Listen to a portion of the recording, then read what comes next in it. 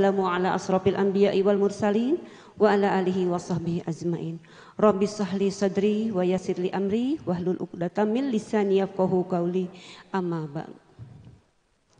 Puji dan syukur kita panjatkan kehadirat ilahi Rabbi yang mana dengan berkah rahmatnya, yang insyaallah dengan rahmat, dengan kekuatan iman yang kita miliki, terutama yaitu nikmat yang Allah karuniakan kepada kita, nikmat iman, nikmat Islam, serta nikmat sehat, jelas mom ya. Yang insyaallah dengan sehat ini kita berkumpul di majelis yang insyaallah Allah muliakan.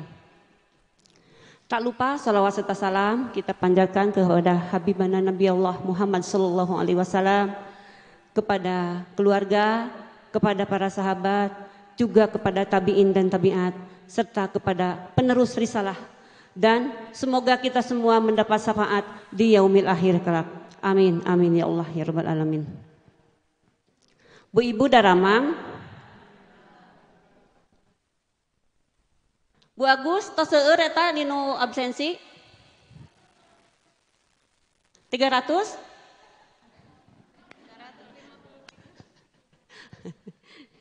Baru 300 katanya saya, alhamdulillahirobbilalamin.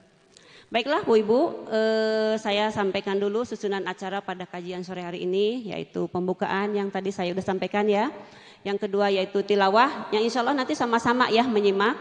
Yang ketiga yaitu materi inti, dan nanti mungkin setelah materi inti ibu-ibu siap-siap ya.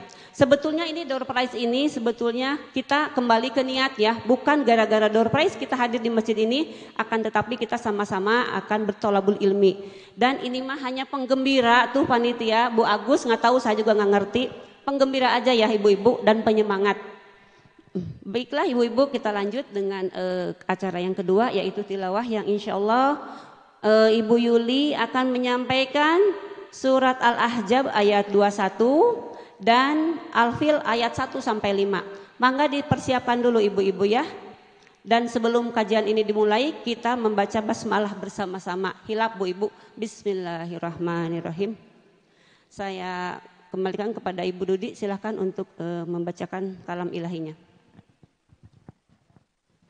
Assalamualaikum warahmatullahi wabarakatuh.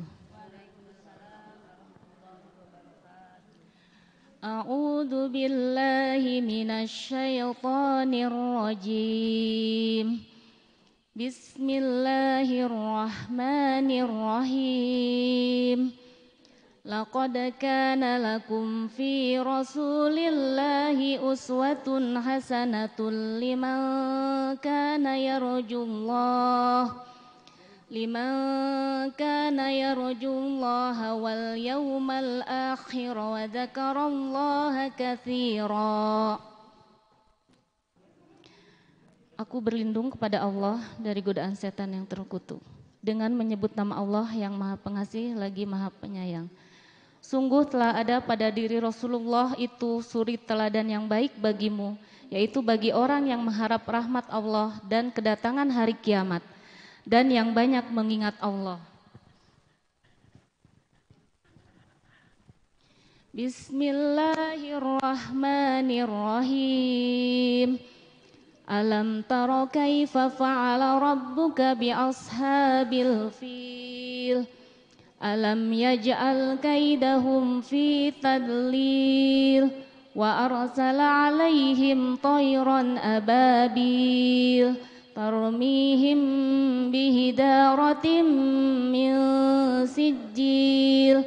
Faja'alahum ka'asfim ma'kul. Shadaqallahul azim. Tidaklah engkau Muhammad perhatikan bagaimana Tuhanmu telah bertindak terhadap pasukan bergajah? Bukankah Dia telah menjadikan tipu daya mereka itu sia-sia? Dan Dia mengirimkan kepada mereka burung yang berbondong-bondong, yang melempari mereka dengan batu dari tanah liat yang dibakar, sehingga mereka dijadikannya seperti daun-daun yang dimakan ulat. Maha benar Allah dengan segala firman-Nya. Assalamualaikum warahmatullahi wabarakatuh. Waalaikumsalam warahmatullahi wabarakatuh. Barakallah, jazakillahun katsiran Bu Yuli. Semoga khususnya buat yang membacanya mendapat keberkahan dan pahala ya untuk hari Jumat yang berkah ini. Umumnya untuk kita semua yang mendengarkannya. Selanjutnya kita ke materi inti. Saya persilakan kepada Pak Ustadz untuk menanya.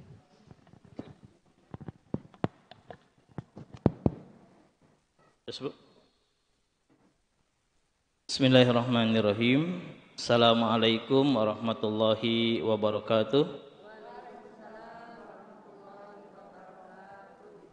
Alhamdulillah, alhamdulilladzi hadana li hadza wa ma kunna linahtadiya laula an hadanallah. Asyhadu an la ilaha illallah wahdahu la syarikalah wa asyhadu anna Muhammadan abduhu wa rasuluhu alladzi la nabiyya ba'dah. Qala Allah Ta'ala fil Qur'anil Karim, a'udzu billahi minasyaitonir rajim. Laqad kana lakum fi Rasulillahi uswatun hasanah. Shadaqallahul adzim. Alhamdulillah Ibu-ibu sekalian, puji yang sejati dan puja yang sempurna marilah kita senantiasa panjatkan kepada Allah Subhanahu wa taala atas segala karunia-Nya, atas segala kemudahannya, atas segala limpahan rahmat dan kasih sayangnya, sehingga pada hari ini, pada sore ini diawali dengan keberkahan turunnya hujan.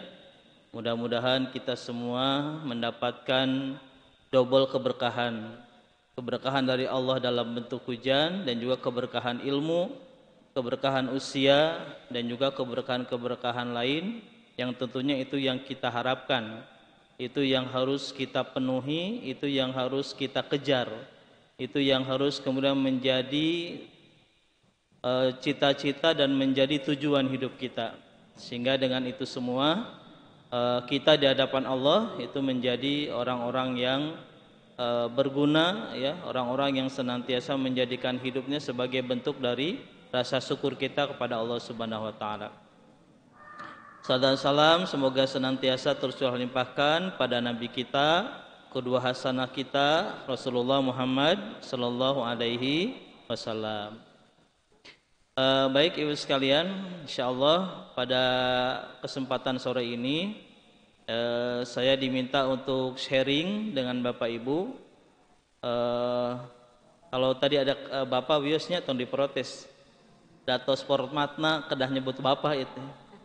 Dari ibu-ibu teh sok nyadar biasa nyebat bapak-bapak ibu-ibunya. Kan wios anggapi aya. Da abi ge bapak-bapak. Hari ini insyaallah sharing tentang seri Sirah Nabawiyah kaitan dengan mengenal ayah dan ibu Nabi kita, ya, Rasulullah Muhammad sallallahu alaihi wasallam. Nah, Bapak sekalian, materi ini judulnya ringan, ya. Membacanya saja mungkin sudah bisa dipahami, ya. Cukup jelas. Jadi tekedah panjang lebar, ya. Hanya mungkin beberapa menit saja sudah tersampaikan. Tapi ternyata Bapak sekalian, di balik kalimat sederhana ini, di balik susunan kata yang mudah dicerna, ternyata di situ ada konsekuensi keimanan, ada konsekuensi akidah. Salah kita mempersepsi, salah kita memahami, maka dipertanyakan keimanan kita. Itu bahayanya. Nah, kumargi bahaya, bari teras atau entong? Bari atasan wae atau entong? Ibu hoyong lebat neraka hanya dalam beberapa menit. Amin. Oh, alim. Oh, alim. Seganti amin.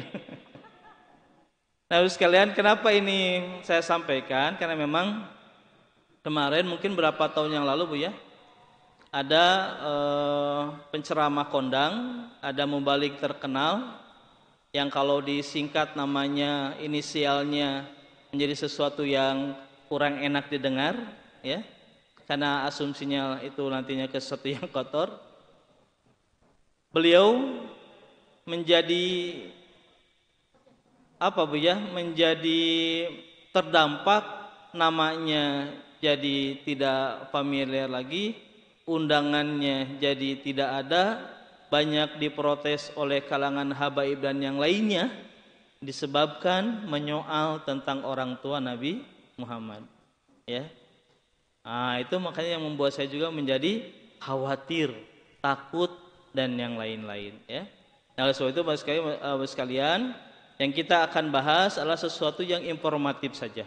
Ya, sesuatu yang itu ada dalilnya, ada sumbernya, ya, maka itu yang akan disampaikan. Mudah-mudahan Bapak Ibu tidak tergoda untuk bertanya sesuatu yang lebih terperinci, disebabkan memang juga tidak ada cerita yang rinci tentang kehidupan orang tua Nabi kita.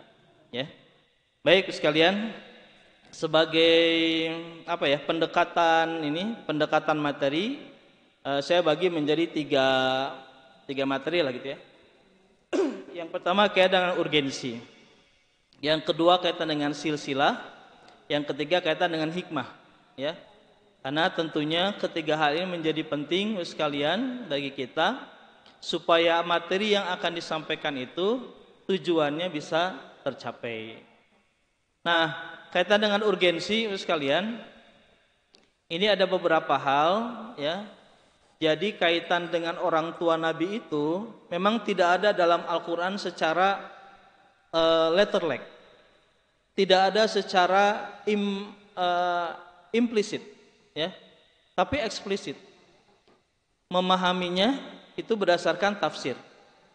Nah, salah satu Quran yang berbicara tentang kehidupan Nabi adalah ayat ini. Ayat ini berbicara tentang bagaimana kita harus menempatkan diri tatkala berbicara tentang orang tua Nabi kita. Ya, ayatnya di terakhir Bu, di mana disebutkan dan orang-orang walladzina yu'dzuna Rasulullahi lahum adzabun alim. Dan orang-orang yang menyakiti Rasulullah itu akan mendapatkan azab yang pedih. Menyakiti hati Rasulullah itu berarti juga kaitannya dengan apa yang melekat kepada diri Rasul, termasuk keluarganya, baik keluarga beliau yang ke bawah maupun keluarga beliau yang ke atas. Oleh sebab itu ayat ini memberikan arahan kepada kita untuk berhati-hati tatkala kita menyampaikan sesuatu yang berhubungan dengan keluarga beliau. Nah, ini yang pertama. Kemudian yang selanjutnya, ya, ini ungkapan ulama besar kita, ya, ungkapan dari Ustadz UAS, ya, Sanes Asep Surahman, ya, Ustadz Abdul Somad, ya, Sanes, panggilannya Sami UAS, ya. Seseorang yang beriman itu pasti otomatis akan mencintai nabinya. Maka akan dipertanyakan kalau orang beriman tidak mencintai nabinya, ya. Pun demikian cinta itu muncul dari keimanan. Sehingga orang yang mencintainya itu tidak mungkin akan menyakiti perasaannya. Oleh sebab itu menyinggung orang tua Rasul, menyinggung orang tua Nabi kita, itu Allah akan balas, Allah akan ancam dan sudah diancam dalam Al-Quran dengan azab yang sangat pedih. Nah, jadi sekalian urgensi kata ini adalah bahwa, ya, kita harus mulai menempatkan keimanan dalam urusan lain pun, termasuk urusan berhubungan dengan nasab atau hierarki keluarga Nabi Muhammad. Nah, kemudian ini klaim Nabi, ya, apa yang dikuatkan oleh Nabi kita. Rasul pernah mengatakan kepada sahabat dan menjadi hujah dari banyak urusan bahwa Nabi adalah Allah ciptakan dari makhluk yang paling baik, ya. Allah jadikan aku dari yang terbaik di antara mereka, dari yang terbaik di antara kelompok, dari yang terbaik di antara kabilah, dari terbaik di antara rumah, dan yang terbaik dari manusia itu sendiri. Jadi Nabi itu adalah the best from the best. Understand? Yes. Gampang. Jawabnya yes or no. Ya. Jadi Nabi sudah mengklaim bahwa beliau adalah dari keturunan terbaik. Nabi dari keturunan bangsa mana, Bu? Dari mana Nabi berasal? Asal Nabi dari mana? Bangsa mana lah, Bu? Bangsa?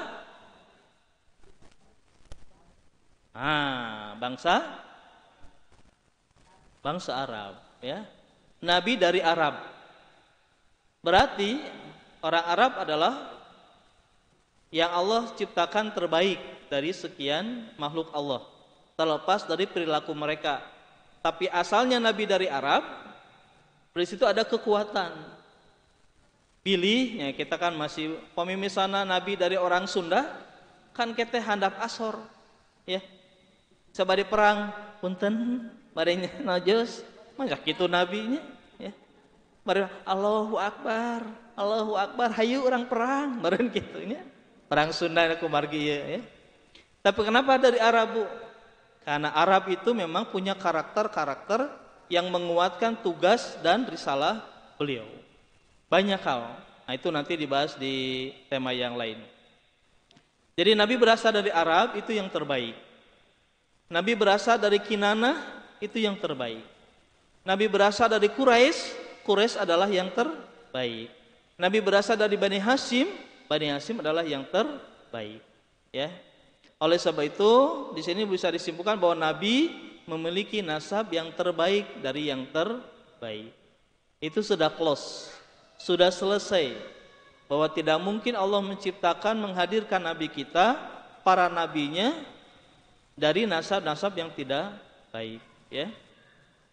Nah, di sini diungkapkan, ya, Nabi diutus dari keturunan Bani Adam yang terbaik pada setiap kurunnya sampai pada kurun di mana aku dilahirkan. Yuk.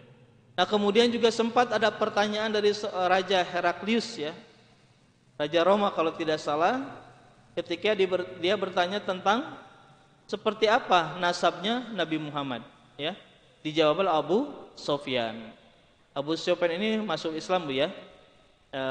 Dulu penentang Nabi tapi kemudian masuk Islam. Abu Sufyan mengatakan sesungguhnya Muhammad SAW itu dari kalangan kami adalah orang yang nasabnya paling tinggi, ya. Nah, demikianlah para rasul, mereka diutus oleh Allah dengan nasab yang tinggi di antara kaumnya, ya. Oke. Nah, kemudian ada seorang pensyair juga, ya, yang juga mengatakan atau membuat syair tentang Nabi, banyak sih. Ini salah satunya. Beliau mengatakan Muhammad adalah seorang manusia, tapi bukan seperti manusia umumnya. Dia bagaikan yakut, sejenis permata di antara bebatuan. Apa yang ibu lihat antara permata dengan bebatuan? Jarak yang jauh. Kurmagi setelah permata mungkin ada lagi apa gitu, ya, emas murni, di bawah emas mungkin ada perak, ada apa, baru bebatuan. Maka perbandingannya antara permata dengan batuan. Artinya Nabi itu memiliki kualitas perbedaan yang sangat mencolok dibanding manusia pada umumnya, termasuk kita. Nah, salah satu yang membuat kemuliaan diri Nabi itu adalah nasabnya yang dimiliki, ya. Masih ada? Nah, itu barangkali sekalian beberapa hal yang menjadi dasar dalil bagi kita supaya kita tidak masuk ke dalam ancaman Allah kaitan dengan melukai perasaan Nabi kita, sehingga kita akan mendapatkan azab dari Allah. Terpelesetnya dai kondang itu karena disebabkan itu. Disebabkan ketika beliau bicara tentang orang tua Nabi yang itu pada zaman jahiliyah, maka dianggaplah jahiliyah sama dengan neraka. Padahal tidak seperti itu secara rinciannya. Artinya Bapak sekalian, dari bab urgensi ini bagi kita, Bu, ya, sudah selesai bahwa Nabi memiliki nasab yang paling baik, bahwa Nabi memiliki nasab yang paling tinggi, bahwa Nabi memiliki nasab yang paling mulia. Keturunannya sampai mana, Bu? Sampai Nabi Adam alaihi salam. Oke. Nah, sekarang mari kita lihat silsilahnya. Nah, ini silsilahnya, Bu, ya. silsilah Nabi kita. Beliau lahir di sini. Mana Bu? Nah ini nih. Aminah Abdullah, nah inilah Rasul kita. Nah kalau kita perhatikan ke atas, di level ke 1, 2, 3, nah, bertemulah. Jadi antara ibu Nabi dengan ayah Nabi, itu ternyata memiliki, naon Bu bahasa Sunda mampunya? Ayah aki, atas aki teh naon? Uyut, terus uyut teh? Jangga wareng, jangga werong. Jangga wareng, terus kaditu naon deh Bu? Sami artinya. Jadi kita mah Bu hanya sampai level 3 jangga werong ya. Nah kalau kita ditanya juga sok Ibu, mana tahu ya. Budi bin Edeng bin Abbas bin Madruki bin kaditu nama duka saha tetenya. Jadi kita hanya sampai level itu. Ya. Nah, kita nanti akan bicara tentang sampai level Nabi Adam kalau Nabi kita. Nah, ternyata ibu Nabi dengan ayah Nabi itu bertemu di sini. Ya. Bertemu di Kilab, ya. Nah, seterusnya nanti sampai ke Adnan. Artinya kalau kita perhatikan dari silsilah ini sekalian, bahwa orang tua Nabi itu masih ada persamaan kakek di atas kakek, ya. Artinya masih ada hubungan. Artinya ini menyebutkan bahwa nasab beliau ya itu juga nasab yang terpelihara ya. Nah nanti kita akan bahas orang per orangnya sampai ke Hasim ya. Kalau ke sana lagi nanti sampai subuh kalau dibahas ya. Baik. Nah ini Bu, yang pertama silsilah Nabi itu sampai ke Adnan ya. Nah ini ininya apa urutannya? Muhammad bin Abdullah bin Abdul Muthalib bin Hashim bin Abdul Manaf bla bla bla bla sampai ketemu di Adnan. Dan ini adalah dalil sahih. Artinya silsilah ini sudah disepakati oleh semua ahli hadis ya, bahwa sampai Adnan itu tidak terjadi perubahan atau perselisihan, bahwa itu adalah nasab beliau. Nah, kalau sudah di Adnan itu sudah menunjukkan bahwa Nabi kita adalah masih terhubung dengan Nabi Ismail alaihi salam. Nah inilah urutannya Bu, dari Adnan bin Adad bin ini bin itu sampai kemudian bin Nabi Ismail bin Ibrahim alaihi salam. Berarti Nabi Muhammad itu adalah keturunan dari Nabi Ismail, keturunan dari Nabi Ibrahim. Kita sudah tahu siapa Nabi Ismail. Kita juga sudah paham tentang Nabi Ibrahim. Mereka para nabi. Tentunya mereka adalah orang-orang yang terbaik. Maka turunannya pun adalah yang terbaik. Nah, kemudian silsilah Nabi Ibrahim sampai ke Adam alaihi salam. Nah, jadi dari Nabi Ibrahim bin ini sampailah ke Nabi Adam alaihi salam. Artinya dari tadi Bu, dari Nabi Muhammad sampai kemudian ke Adnan ke Ismail Ibrahim sampai kemudian ke Nabi Adam alaihi salam. Artinya di situ sudah sangat jelas bahwa tidak ada nasab yang terputus sampai ke manusia pertama. Dan dari Adam sampai ke Ibrahim sampai ke Rasul itu adalah turunan-turunan yang terjaga. Ya. Turunan-turunan yang mulia, turunan-turunan yang senantiasa menjaga adab, akhlak, ilmu dan yang lainnya. Itu ya. Nah, itu yang disampaikan dari Dana tadi. Nah, kemudian ada beberapa penjelasan Bu kaitan dengan hal tadi ya. Disebutkan bahwa Nabi mengatakan nasabnya merupakan nasab yang paling luhur. Imam Suyuti dalam menafsirkan surat At-Taubah 128 tentang orang-orang yang bersujud ya, ayat ini bicara tentang itu. Aku adalah manusia yang paling luhur nasabnya, musaharohnya, pernikahannya dan kedudukannya, dan tidak pernah terjadi hubungan zina pada kakek-kakekku, tapi semuanya berhubungan atas pernikahan yang sah. Gitu. Ya. Jadi Nabi menguatkan, para mufassirin juga menguatkan dari tafsir surat At-Taubah 128. Di situ menyebutkan bahwa garis keturunan Nabi garis yang bersih. Garis keturunan Nabi garis yang suci dalam banyak hal, termasuk urusan pernikahan. Oke. Dan kita masuk ke orang per orangnya. Siapa sih nasab Nabi ya, dan seperti apa mereka karakternya ya? Apakah mereka itu abal-abal, orang biasa, atau memang dia punya sesuatu yang padanya menguatkan bahwa wajar lahir Nabi Muhammad dengan sekian karakter disebabkan karena karakter mulia para pendahulunya. Yang pertama adalah Hasim. Ya, kada tong salah ngadang punya di Hasim. Dan Hasim bukan nama aslinya. Nama aslinya adalah Amar. Ya, kenapa disebut Hasim? Nah, karena Hasim ini adalah orang yang ditugaskan oleh kabilah terkemuka saat itu untuk menjadi pelayan orang yang haji ke Mekah saat itu. Ya, jadi haji itu tos aya tika pungkur bu. Ya. Sudah ada sejak Nabi Ismail, Nabi Ibrahim.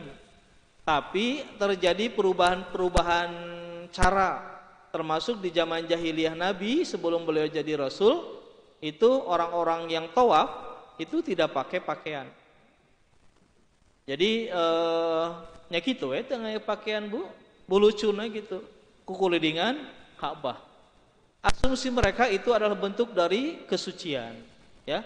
Walaupun itu tentunya adalah sebuah kesalahan, ya. Nah, jadi haji itu sudah ada.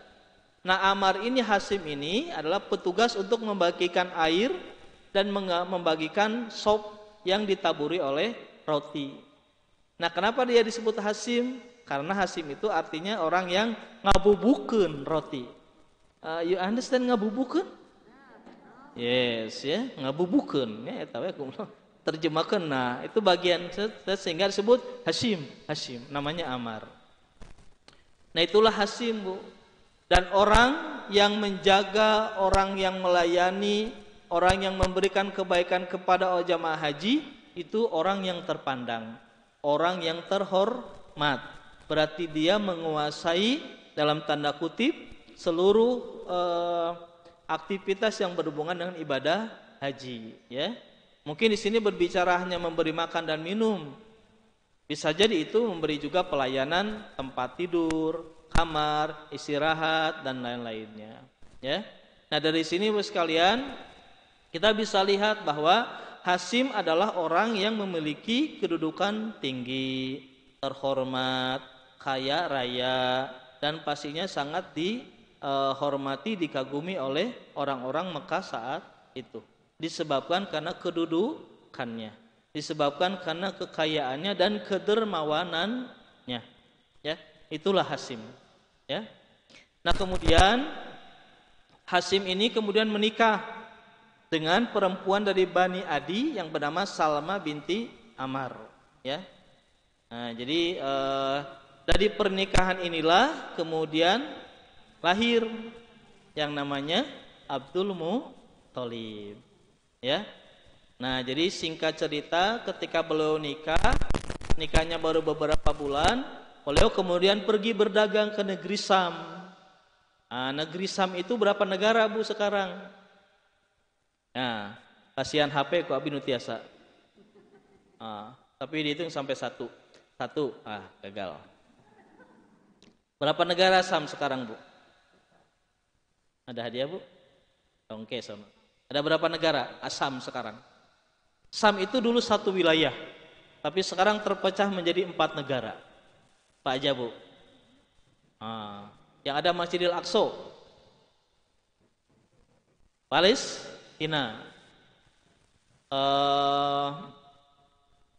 Yang sekarang masih kene perang saudara. Irak di luar. Irak, Iran itu masuknya Persia. Kalau ini Sam. Huruf awal Yordania. Huruf awalnya L. Libanon. Satu lagi huruf awalnya jadi hilap, Bu. Palestina. Palestina, Suriah, Libanon.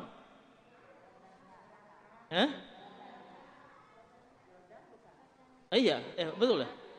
Oh, udah tadi ya. Iya, Palestina, Yordan, Libanon, Suriah. Suriah berarti yang belum. Itulah negeri Sam dulu. Sekarang terpecah menjadi 4 negara, ya. Nah, tibanya di Palestina, Hasim sakit, kemudian meninggal dunia, ya. Nah, kemudian istrinya yang sedang hamil, kemudian melahirkan Abdul Muthalib di Madinah. Nama Abdul Muthalib aslinya adalah Saiban. Kenapa disebut Saiban? Itu karena Saiban artinya uban. Jadi ketika lahir beliau sudah punya rambut putih-putih. Nah, uban kan? Hanya diberi nama Saiban. Nama lengkapnya aslinya adalah Abdul Muthalib. Nah, kemudian ini beberapa tambahan saja, Bu, ya. Bahwa Hasim punya banyak anak, ya, Abdul Muthalib. Nah, kemudian bagaimana Abdul Muthalib bisa ke Mekah? Dia kan di Yasrib. Yasrib itu dulu nama sekarangnya adalah Yasrib, nama dulu, nama sekarang adalah Madinah. Nah, dulu namanya Yasrib, sekarang Madinah. Nah, kemudian kenapa bisa sampai ke Mekah Saiban atau Abdul Muthalib? Adalah karena dibawa oleh Muthalib. Muthalib ini masih saudaranya Hasim, ya, masih saudaraan, paman Abdul Muthalib. Akhirnya dibawa tuh Abdul Muthalib ke Mekah, ya. Kemudian sampai dia remaja, sampai dia dewasa, melihat aktivitas Muthalib itu sama kerjaannya dengan Hasim, karena Hasim menurunkan pekerjaannya ke Muthalib ini, itu menjaga atau memelihara Ka'bah dan juga melakukan ibadah di Ka'bah, gitu ya. Nah, sampai kemudian beliau meninggal dunia, maka amanah itu diserahkan ke Abdul Muthalib, gitu. Itu yang menjadi asal muasal kenapa Abdul Muthalib menjadi penjaga pintu Ka'bah, ya, yang mengurusi Ka'bah dan hal-hal yang berhubungan dengan ibadah haji, gitu ya. Nah, dari sini sekalian kita bisa mendapati siapa Hasim, ya, kemudian juga siapa Muthalib dan siapa juga Abdul Muthalib. Next, ya. Nah, Abdul Muthalib tadi disebutkan tinggal di pamannya Muthalib tadi, ya. Kemudian beliau menggantikan posisi Muthalib, ya. Dan kemudian Abdul Muthalib itu menikah dengan Fatimah binti Ammar bin A'id bin Imran bin Makhzum bin Yaqzah dan bin Murrah. Dari pernikahan itulah lahirlah Abdullah. Anaknya banyak, ya. Selain Abdullah ada Hamzah, ada Abbas, ada Abu Thalib, ada Harith dan juga ada Abu Lahab. Jadi Abu Lahab itu masih siapanya Nabi? Pamannya, ya. Nah, tapi namanya bukan Abu Lahab, ya. Nanti di sini disebutkan karena Allah tidak mungkin menyebutkan nama penjahat, nama orang yang masuk neraka di dalam Al-Qur'an. Jadi itu gelar, termasuk Fir'aun. Fir'aun bukan nama orang, Bu. Itu nama gelar, ya, gelar kerajaan Mesir, ya. Kalau tidak salah namina teh hilap dia bukan, Bu. Kela terhilap ya teh, malum nyabinya Tosiban. Tesuisan itu. Kami dibuka mah sudah mendekati Pak Wahid. Pak Wahid yang paling seueur kita. Nah, menikah beliau ya dengan Fatimah, kemudian lahirlah Abdullah, gitu ya. Di mana di Mekah. Nanti kita bicara juga tentang Siti Aminah. Nah, ini sekalian, kita sekarang bicara tentang Abdullah, ya, ayahna Nabi, ya. Nah, ayahna Nabi namanya Abdullah, itu bungsu Bu dari Abdul Muthalib, lahir 570 Masehi di Mekah, ya. Nah, inilah yang menjadi silsilahnya Abdullah bin Abdul Muthalib, Hasim, Abdul Manaf, bla bla sampai ke Adnan, ya. Nah, tadi disebutkan Bu, ini saudara-saudaranya Hasim, saudaranya Abdullah, Abbas itu sahabat, ya, jadi sahabat Nabi, ahli ilmu. Hamzah juga adalah sahabat Nabi yang meninggal syahid di perang Uhud, ya, yang jantungnya diambil atau disobek oleh Hindun, ya. Abu Thalib, terangkan Abu Thalib itu pamannya yang memelihara beliau sampai dewasa. Hanya memang disayangkan beliau tidak masuk Islam, ya. Kemudian Al-Haris itu siapa Bu? Itu bapaknya Abu Sofyan, ya. Umi bapak Abu Gosok saha?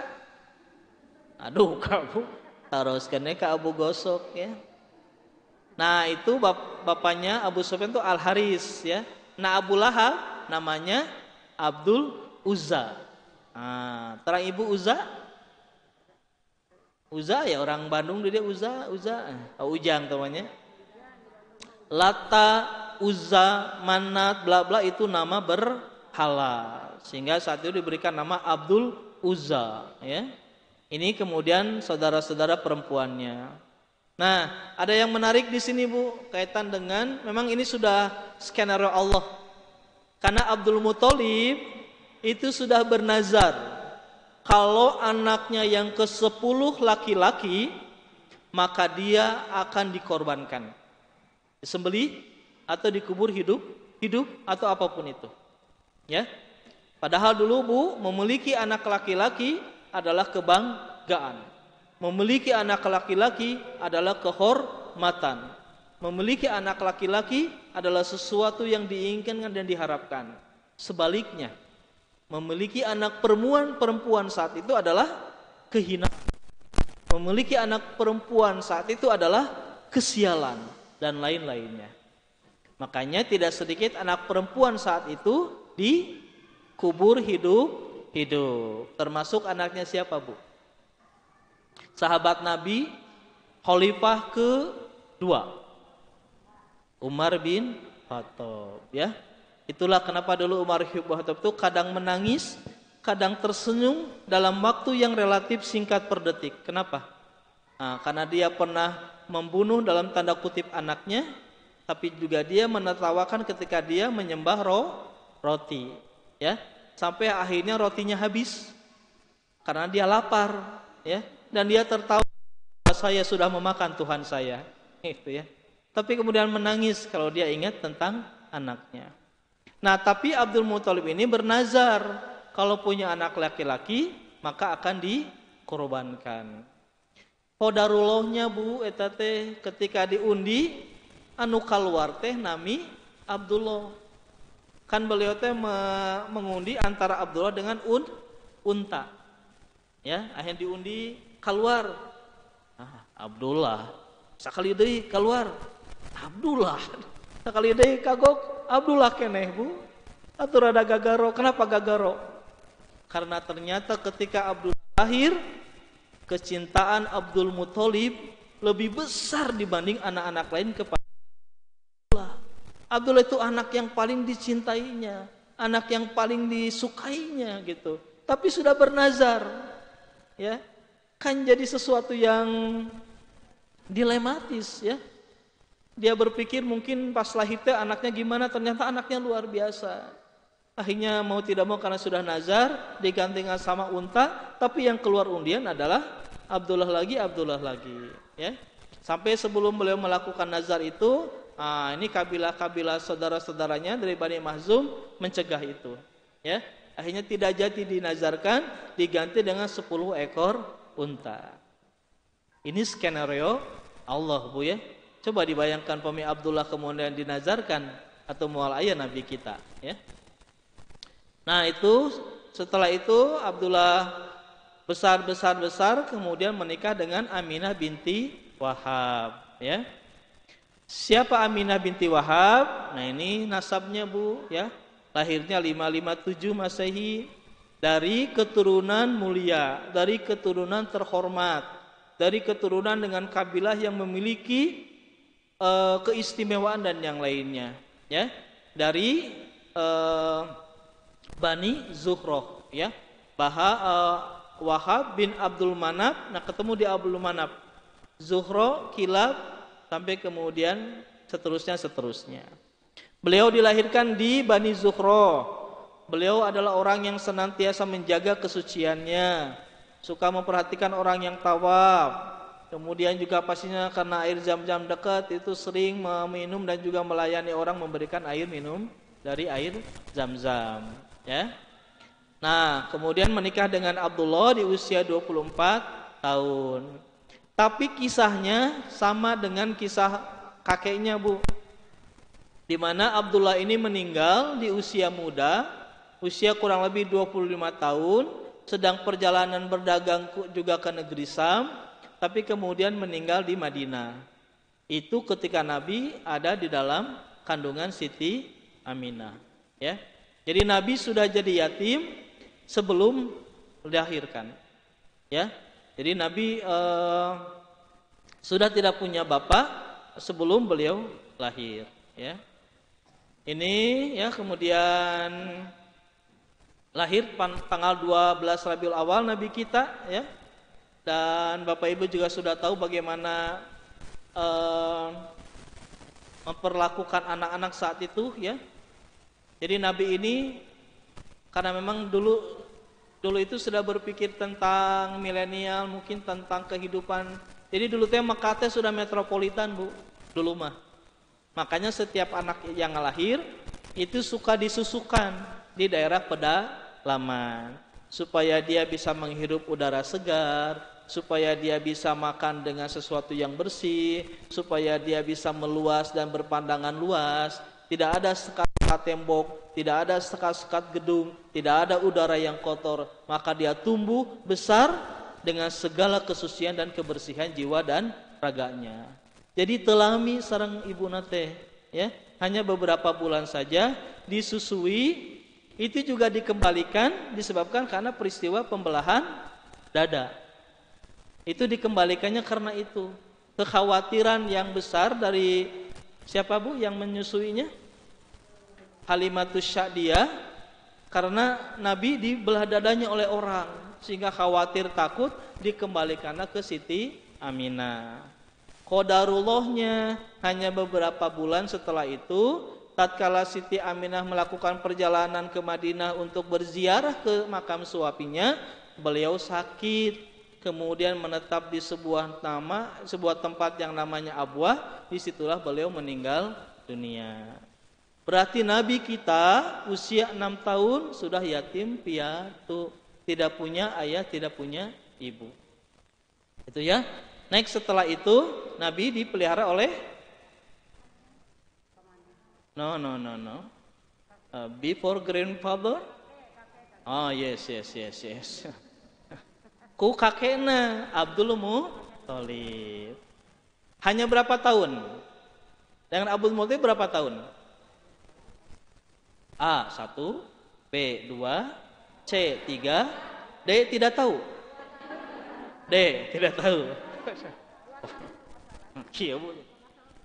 Hanya 2 tahun saja. 2 tahun meninggal Abdul Muthalib, dipelihara oleh Abu Thalib, ya, sampai dewasa dan yang lain-lainnya. Nah, itu barangkali Ibu sekalian, ya. Umargi jam 5 dulu kita bersaura, Bu. Maghrib. Nah, maghrib biasa nagi atosan jam 5 ge. Ya, nah ini, Bu, tentang silsilah. Dari sini Ibu sekalian, silsilahnya sudah jelas. Person per personnya kaitan dengan nasab juga sudah jelas. Siapa Abdullah, siapa Abdul Muthalib, siapa Hashim, siapa ini, siapa itu sudah sangat jelas. Bahwa Nabi kita itu berasal dari keturunan orang-orang yang terhormat, orang yang baik, orang yang suci, orang yang berwibawa, orang yang karismatik, orang yang dermawan, orang yang kaya raya, orang yang punya pengaruh, dihormati, bla bla yang lainnya. Kalau disimpulkan, Nabi berasal dari keturunan yang perfect, mumtaz, beres, ya. Nah, jadi tidak ada celah keburukan di dalamnya. Oke ya. Nah, baik Bu. Serius Bu, do kita usura itu. Tabu 5. Soalnya masih ayah 10 slide. Satu slide 5 menit. Padahal mangan 2 slide deh. Oke, baik Bu ya. Nah, sekarang kita tidak boleh berhenti di cerita. Tidak boleh cukup di kisah. Tidak boleh berhenti di tahu. Itulah silsilah Nabi. Itulah nasab Nabi. Allah mengatakan kepada kita bahwa kita harus mengambil hikmah, harus mengambil pelajaran. Oke lah, sudah beres nasab Nabi seperti ini. Tapi apa pelajarannya buat kita? Apa hikmahnya buat kita? Bahwa Nabi itu adalah orang yang memang di-create oleh Allah, diciptakan oleh Allah, memang sudah jauh-jauh hari. Malah kalau berbicara Nabi kita, itu sudah diciptakan cahayanya sebelum semuanya diciptakan. Jauh sebelum Nabi Adam, jauh sebelum terbentuknya lautan dan bumi, jauh sebelum terbentuknya galaksi, Bima Sakti dan bla bla yang lainnya, ruhnya Nabi sudah diciptakan. Maka kita teh harus bangga punya Nabi Muhammad yang seharusnya orang-orang Hindu sekarang, Kristen sekarang, Buddha sekarang dan agama-agama yang ada menjadikan Muhammad Rasulullah sebagai Nabi terakhir. Orang mah sudah memiliki itu. Tugas kita adalah menjaganya. Istiqomah sampai yaumil akhir atau bitain. Istiqomah sampai kita meninggal dunia. Kuatkan la ilaha illallah Muhammad Rasulullah. Karena itu sesuatu yang luar biasa punya. Baik, apa hikmahnya Bu? 1, agar kita semakin yakin bahwa Nabi kita, Nabi Muhammad, Nabi terakhir kita itu adalah orang atau Nabi yang dijaga oleh Allah. Dari sejak kapan Bu? Dari sejak beliau di dalam kandungan. Ayahnya sudah tidak ada. Ibunya meninggal ketika usia dini. 8 tahun ditinggal wafat oleh kakeknya. Dipelihara Abu Thalib yang miskin, yang anaknya banyak, ya. Kemudian juga pernah dibelah dada. Kemudian juga pernah beliau itu ditidurkan masuk ke diskotik. Nabi pernah masuk diskotik Bu? Pernah. Dan Nabi masih punya giroh muda, darah muda. Nah, jadi Mas Oka ya. Nabi itu pernah Bu, yang namanya orang mudanya cingku masih kehidupan malam engkate gitu ya. Asa hoyong ngasaan gitu ya. Akhirnya Nabi pergi ke diskotik keramaian lah gitu ya. Itu ditidurkan oleh Allah. Baru masuk udah lep aja tidur. Sampai kapan? Sampai pagi ketika semuanya sudah bubar dan sudah sepi. Itu apa maksudnya? Dijaga, ya. Dalam banyak hal itu Allah jaga. Nabi kita. Dan di mana ya? Di slide sebelumnya gitu ya. Atau nanti di sini gitu, Bu. Oh, enggak ada. Oh, ada di sini. Lupa nih. Jadi tatkala malaikat sempat protes ya. Kenapa ya Allah engkau jadikan nabimu itu adalah yatim dan piatu? Nah, Allah mengatakan, ya karena aku mencintai dia. Aku yang akan menjaga dia. Aku yang akan memelihara dia. Aku yang akan memaksumkan dia dalam banyak urusan, dalam banyak hal. Jadi, sekalian hikmahnya bahwa Nabi kita itu dijaga oleh Allah dari sebelum lahir sampai kemudian beliau meninggal dunia. Semua urusannya itu terprotek. Semua urusannya tidak ada yang salah.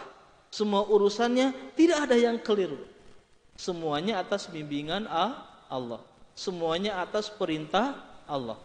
Adapun perbedaan-perbedaan pendapat dengan sahabat, adapun cara mengatur strategi perang, adapun cara memutuskan ini tawanan harus harus diitukan segala macam, itu mah bagian dari dinamika bermasyarakat. Tapi sesungguhnya Nabi sudah di-guidance oleh Allah Subhanahu taala. Sampai ada yang mau meracuni, itu sudah dikasih kabar. Ya, kan Nabi pernah mau diracuni, Bu. Ya, dikasih makanan, ya.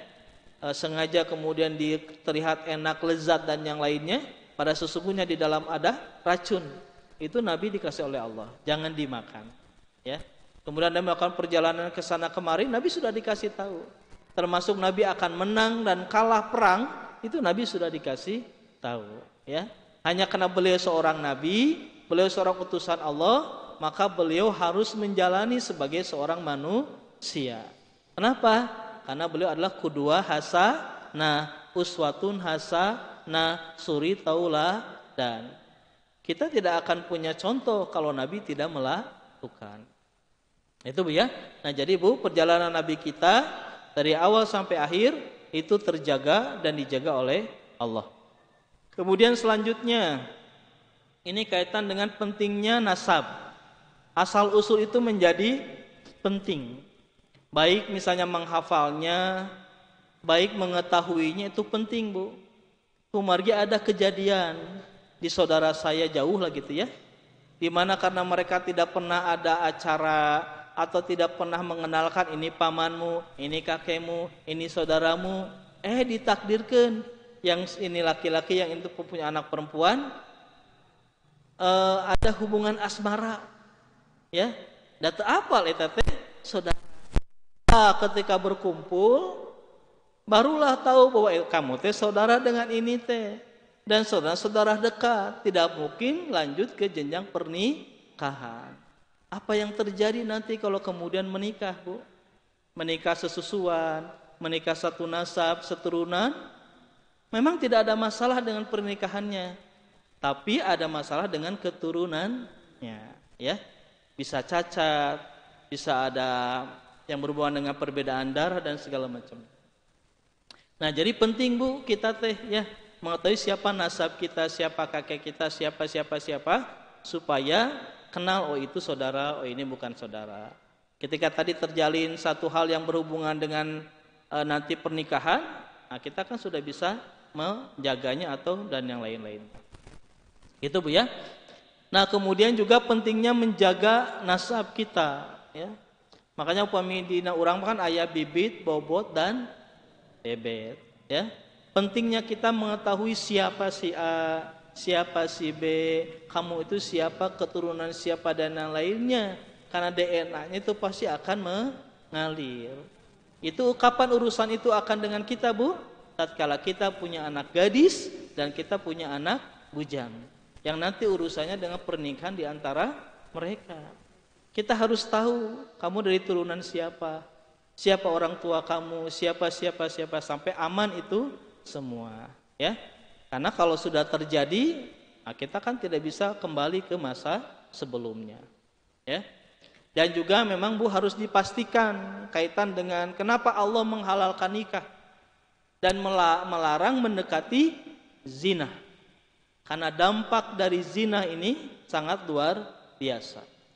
Ya, terhadap siapa Bu? Terhadap bayi yang lahir dari perzinahan, di mana dia tidak punya hak waris, di mana dia tidak punya hak wali, ya, dan lain-lainnya.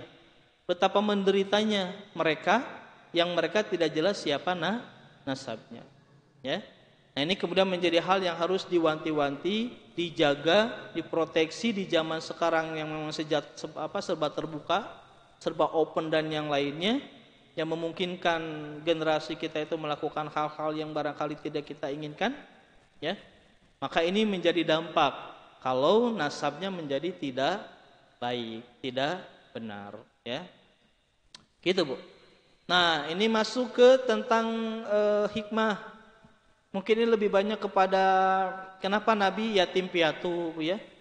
Kenapa Rasulullah itu diyatim piatukan oleh Allah dari sejak sejak beliau dalam kandungan. Ini ada unsur dengan dakwah, ada hubungan dengan zaman sekarang, ya.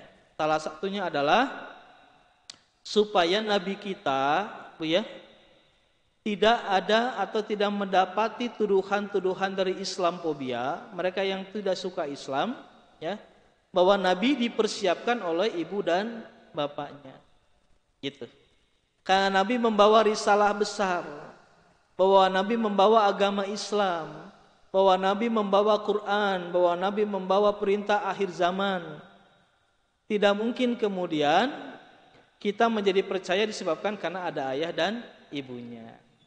Makanya Allah memangkas itu semua, Allah mengamputasi hubungan kaitan dengan lama dan sebentarnya orang tuanya hidup, karena Allah ingin nabi ketika menjalankan risalahnya, orang-orang itu tidak bisa mengklaim bahwa Islam datang dari ibu dan bapaknya, ya. Nah, kalau kita kan Islam dari siapa, Bu? Yang pertama, dari bapak dan ibu kita, ya. Itulah kemudian kenapa menjadi penting ibu sering ke sini, datang taklim, melakukan banyak aktivitas ibadah dan yang lainnya, itu untuk menjamin kaitan dengan generasi kita, gitu ya. Nah, kaitan dengan nabi, nah itu menjadi klaim akan terputus. Termasuk yang kedua, Bu, di mana tidak ada lagi keraguan bagi orang yang mengenal Islam, bagi mereka yang mau mengenal Islam, mempelajari Islam, bahwa Islam datang dari Allah, bukan datang dari orang tua Nabi. Dan klaim itu, Bu, tuduhan itu sampai hari ini ada. Allah itu sudah tahu apakah ada manusia-manusia yang mempertanyakan tentang Islam. Salah satunya mereka mengklaim bahwa dia datang dari orang tuanya. Sejarah membuktikan, data membuka fakta bahwa Nabi sudah tidak punya ayah ibu sebelum beliau balik. Bukan lagi beliau menjadi Nabi, sebelum beliau balik, beliau sudah yatim piatu. Maka tidak mungkin Islam datang dari orang tuanya. Tidak mungkin Nabi mengajarkan Islam, agama Islam, Quran dari orang tuanya. Karena sebelum balik sudah tidak ada lagi keluarganya, termasuk kakeknya. Sementara Abu Thalib yang memeliharanya sampai detik beliau meninggal bukan orang Islam. Ya, beliau sudah, ya Allah, Nabi sudah minta kepada Allah untuk memberi hidayah. Ya kata Allah, siapa yang Allah kehendaki dan siapa yang Allah tidak kehendaki. Kamu tidak bisa apa-apa ketika Allah tidak menghendaki Abu Thalib masuk ke dalam Islam, ya.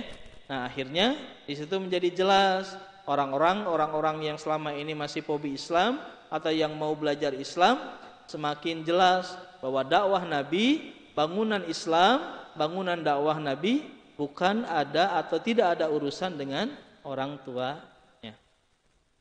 Kemudian selanjutnya Nabi dipersiapkan Allah menjadi orang yang besar.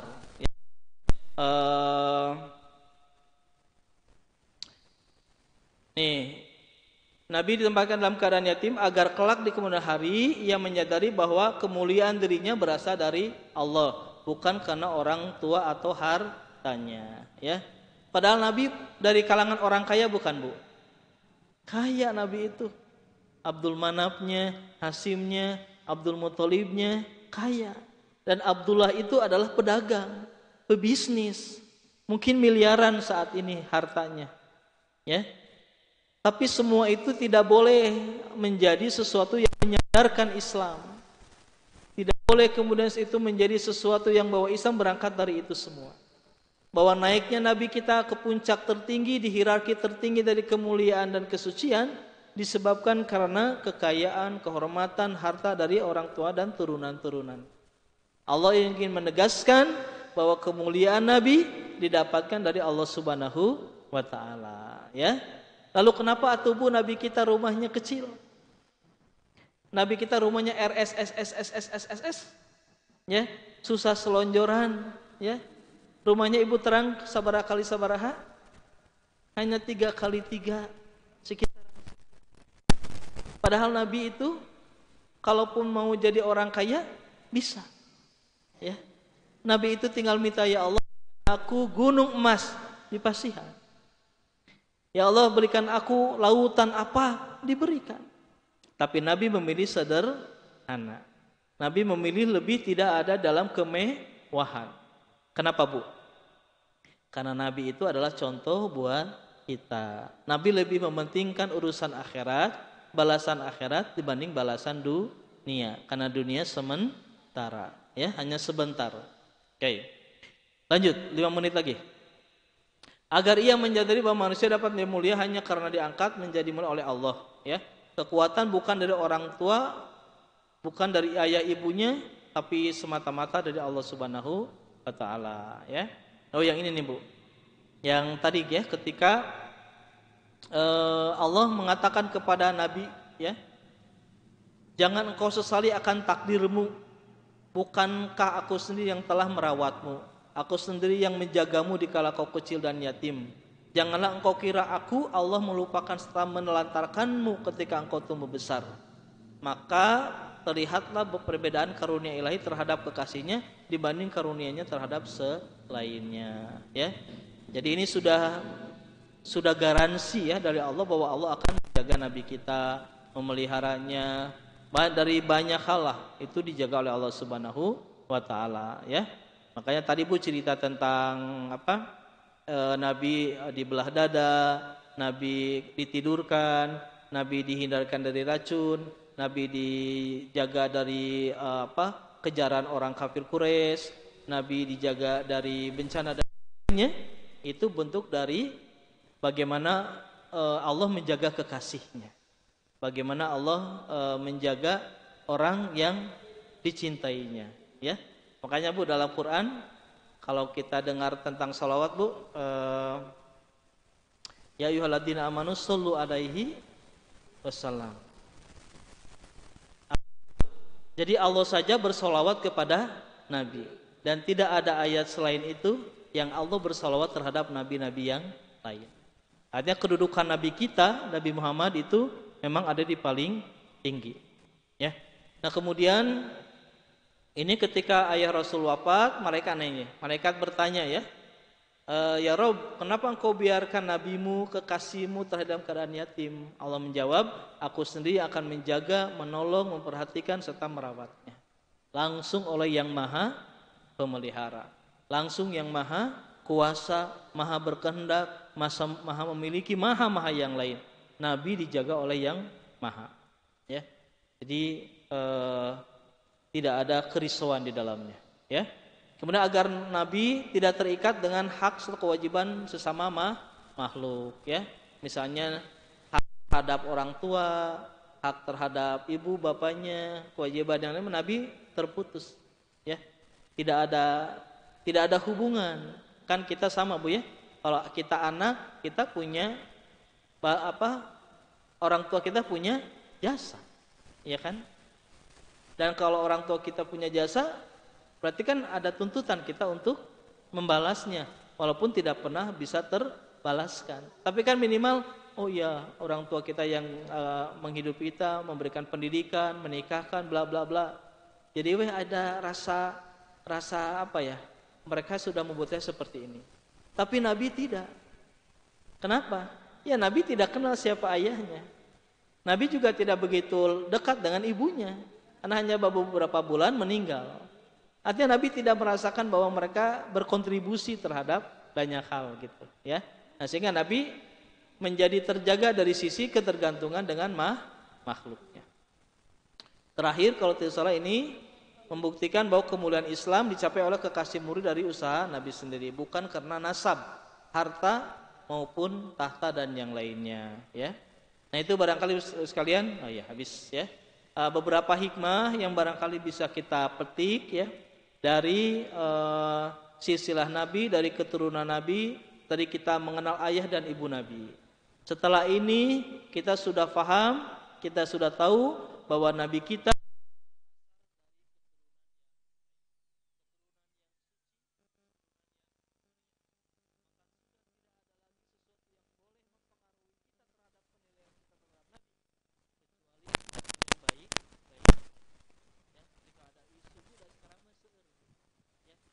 Ibu perhatikan medsos dengan berbagai itunya, Facebook apa bla bla bla segala macam. Kadang ada yang nyangkut ke sara, kadang ada yang menghina Nabi.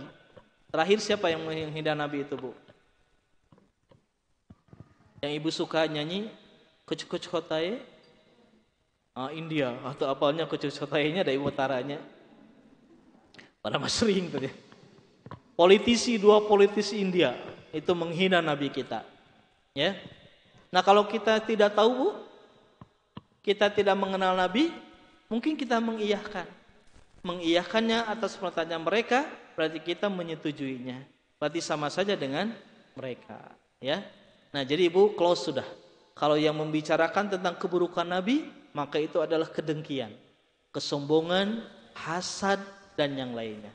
Karena kita sudah yakin bahwa Nabi kita berasal dari nasab yang terbaik, kedudukan yang terbaik di sisi Allah, dan Allah lah yang kemudian menjaga dan membuat beliau menjadi seorang nabi akhir zaman, nabi terakhir yang kemudian menyelesaikan semua urusan risalah dan Islam secara sempurna, secara paripurna. Nah, barangkali itu sekalian yang bisa disampaikan ya.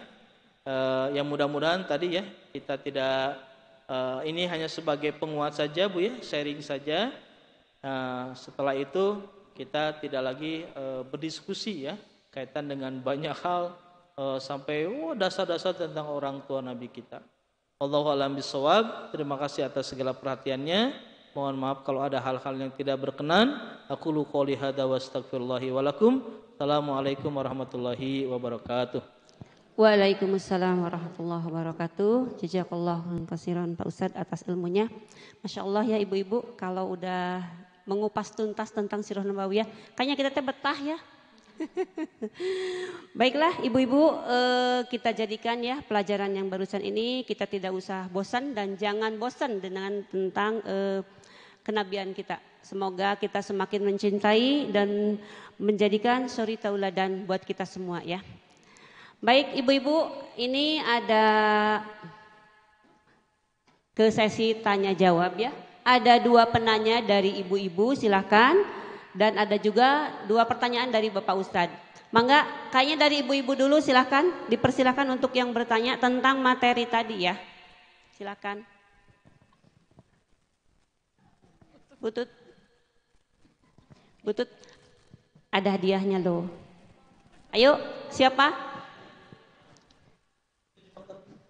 Oh ya, mangga punten kapunten ibu punten.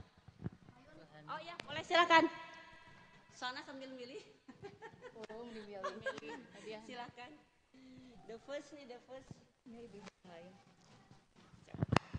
Bismillahirrahmanirrahim. Assalamualaikum warahmatullahi wabarakatuh. Ustadz tadi diceritakan bahwa sebelum Muhammad lahir itu ada syariat ibadah haji ya. Nah, pertanyaannya yang pertama, sejak kapan ibadah haji itu disyariatkan? Yang kedua, bagaimana tata caranya? Apakah sama syariat ibadah haji sebelum Nabi lahir dengan yang kita laksanakan sekarang ini? Demikian itu aja. Terima kasih. Wassalamualaikum warahmatullahi wabarakatuh. Assalamualaikum warahmatullahi wabarakatuh. Saya tanya berbalik. Klimaks atau akhir dari ibadah haji apa? Akhir dari semua urusan ibadah haji sekarang apa? Ya, akhirnya apa? Mereka melaksanakan di sini dan kita cuma melaksanakan di sini. Kurban. Kurban disyariatkan ketika zaman Nabi siapa? Nabi Ibrahim. Saat itulah haji disyariatkan untuk kaumnya Nabi Ibrahim.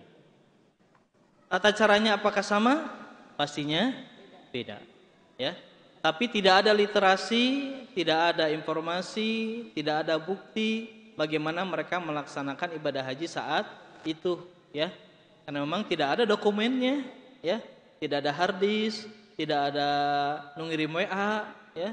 Tidak ada memori. Itu hanya sebatas dalil hadis yang memang saat itu ada. Cuman memang semuanya sepakat bahwa tata caranya berbeda. Jadi haji dilaksanakan mulai Nabi Ibrahim alaihissalam terus ke bawahnya sampai Nabi Ismail, sampai kemudian terputus kan Bu? Dari Nabi Ismail sampai Nabi Muhammad tidak ada nabi lagi. Ya, terputus sekian abad betul baru ketika Nabi Muhammad. Nah, masa inilah yang kemudian merubah tata cara dan paradigmanya berubah. Jadi yang tadi mungkin mereka menganggap kesucian itu dengan telanjang, berserah diri itu dengan tidak berpakaian dan lain-lainnya. Tapi bab berkorbannya ada, bab memotong kambingnya ada, ya, bab tawafnya ada, ya, bab-bab yang lainnya ada, ya. Cuman terjadi pergeseran cara, ari maknanya sama, ya. Nah itu jadi yang sekarang itu penyempurnaan ketika zaman Nabi kita, ya, disempurnakan oleh beliau syariatnya, kemudian itu yang perintah Allah, bagaimana tawaf, bagaimana pakai ihram, bagaimana sa'i, bagaimana tahalul, bagaimana jumroh, bla bla bla segala macamnya. Nah semua itu Bu dinisbatkan kepada Nabi Ibrahim alaihi salam, ya, kayak melontar, memotong. Kalau ibu yang pernah haji mungkinnya di mana Bu, di Mina, di Muzdalifah, dimanapun itu semuanya bersumber dari apa yang dilakukan oleh Nabi sebelumnya. Ya. Jadi itu ya Bu ya, sejak Nabi Ibrahim alaihissalam. Yang kedua pastinya ada perbedaan, ya, tidak sama dengan yang dulu-dulu. Tapi yang sekarang sudah sempurna. Kayaknya diselang-seling Pak Ustadz. Mangga pertanyaan dari Pak Ustadz buat Ibu yang bisa Ya. menjawab, insya Allah ada hadiahnya. Ini tidak ada di materi biasanya. Saya nyari pertanyaan yang tidak bisa dijawab. Siapa yang memberi nama Muhammad? Ayo. Mau jawab? Abi kenapa pun bojo nu ngacung? Nanti terang kan semuanya. Bu. Abdul Muthalib. Betul, ya. Mangga kepayan Hadiahnya, Ibu, Bu. silakan. Jadi yang memberi nama Muhammad itu adalah Abdul Muthalib. Sama apa saya? Ya. Dari mana beliau memberikan nama Muhammad, Bu? Itu pengumuman yang game. Dari Allah. Dari apa namanya? Kan hidayah, Bu, namanya pemika orang baik teh. Ilham, ya. Bukan nama orang, ilham, ya.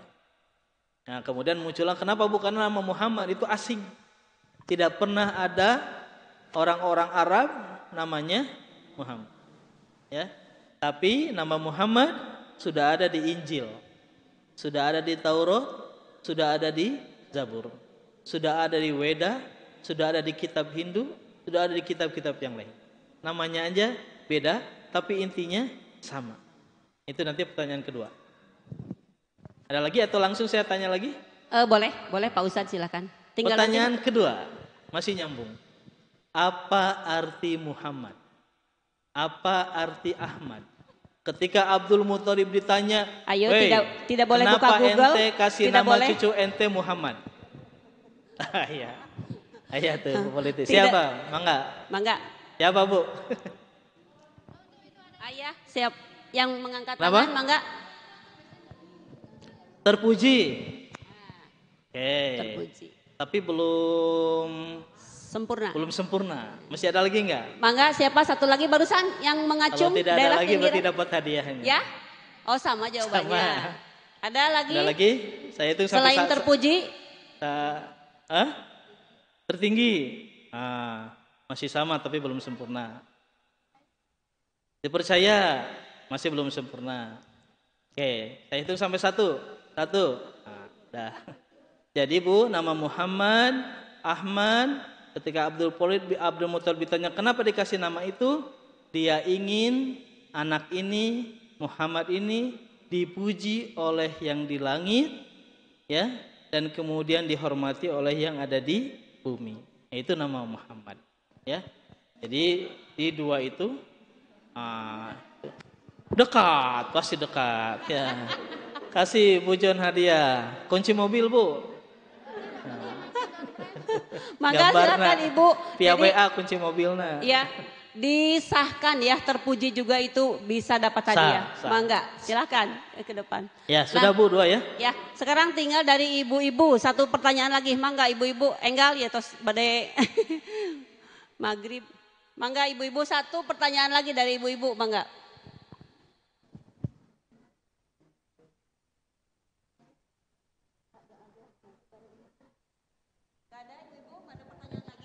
Sayang loh ini hadiahnya. Ya sudah, nanti itu bagian panitia ya yang membagi-bagi hadiahnya. Pak Ustadz dilanjut dengan doa aja mungkin ya, karena tidak ada pertanyaan lagi. Ya. Kita doa dulu ya ibu-ibu, baru nanti ada pembagian door prize ya. Yuk sama-sama kita berdoa. Sekalian, sebelum kita akhiri acara ini, mari kita berdoa kepada Allah, kita tundukkan kepala kita, seraya kita tengadahkan hati kita bermohon kepada Allah, kita bermunajat kepada Allah, kita kuatkan cita-cita, keinginan, tekad kita kepada Allah. Mudah-mudahan Allah Subhanahu wa taala mengabulkan doa-doa kita. Bismillahirrahmanirrahim. Hamdan yuwafi ni'amahu wa yukafi mazidah. Ya Rabbana lakal hamdu kama yanbaghi li jalali wajhikal karim wa 'azimi sultanik. Allahumma salli ala sayyidina Muhammad wa ala ali sayyidina Muhammad kama sallaita ala Ibrahim wa ala ali Ibrahim fil alamin innaka Hamidum Majid. Allahumma ighfir lana wa liwalidayna warhamhuma kama rabbayani shaghira. Allahumma ighfir lil muslimina wal muslimat wal mu'minina wal mu'minat al ahya'i minhum wal amwat. Allahumma inni a'udzubika minal hammi wal hazan wa a'udzubika minal azil wal kasal wa a'udzubika minal jubni wal bukhl wa a'udzubika min ghalabati daini wa qahri rijal. Allahumma afini fi badani, Allahumma afini fi sam'i, Allahumma afini fi basari. Rabbana dhalamna anfusana wa illam taghfir lana wa tarhamna lanakunanna minal khasirin. Rabbana hab lana min azwajina wa dzurriyyatina qurrata a'yun waj'alna lil muttaqina imama. Rabbana taqabbal minna innaka antas samiul alim wa tub 'alaina innaka antat tawwabur rahim. Rabbana atina fid dunya hasanah wa fil akhirati hasanah wa qina adzaban nar. Subhana rabbika rabbil izzati amma yasifun wassalamun alal mursalin walhamdulillahi rabbil alamin. Terima kasih.